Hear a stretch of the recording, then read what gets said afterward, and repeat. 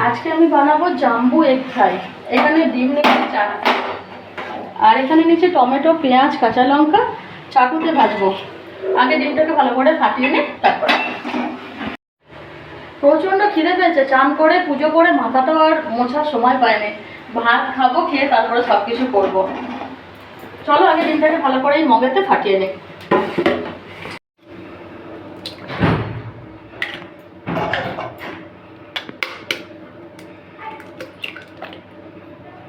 আজকে আর মাছ হয়নি, আজকে ডিম দিয়েই কাজ চালাতে হবে।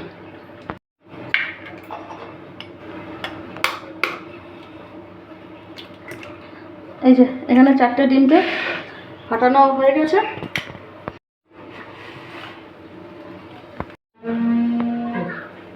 এবার একটু নুন আর পেঁয়াজ, কাঁচা লঙ্কা, টমেটোটা লাস্টে দেবো।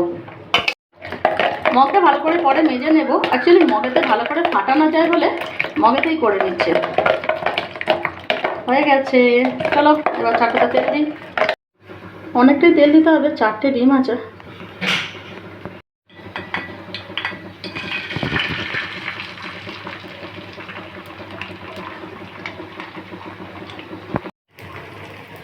চারটে ডিমে একদম 1 চাটু সমান হয়েছে বাবাই।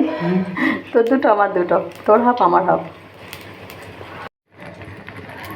ফার্স্ট টাইম এরকমভাবে দিয়ে দেখছি কীরকম খেতে লাগে, তোমাদেরকে জানাবো। আমার আর আমার বেটুর দুজনেরই খুব খাওয়ার প্রতি শখ। দেখতে তো ভালো লাগছে ডেকোরেশনটা, খেতে কেমন লাগবে কে জানে।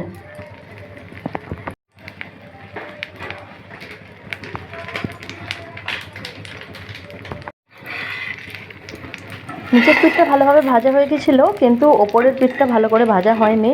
আর এতটা ভারী হয়ে গেছিলো 4টে ডিমেতে, তো এটাকে উল্টানো বেশ কঠিন লাগছিল। অনেকক্ষণ ধরেই চেষ্টা করছিলাম যাতে ডিমটা ভালোভাবে উল্টানো যায়।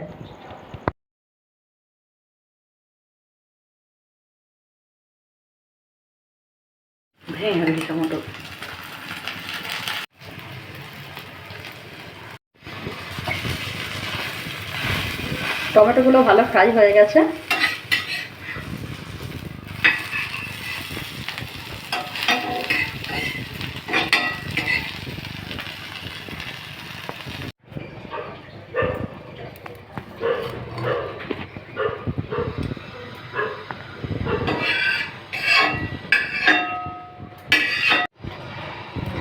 মা আর বেটার হাফ হাফ ডিম, আজ একটু বেশি খাওয়া হয়ে গেল ডিমটা।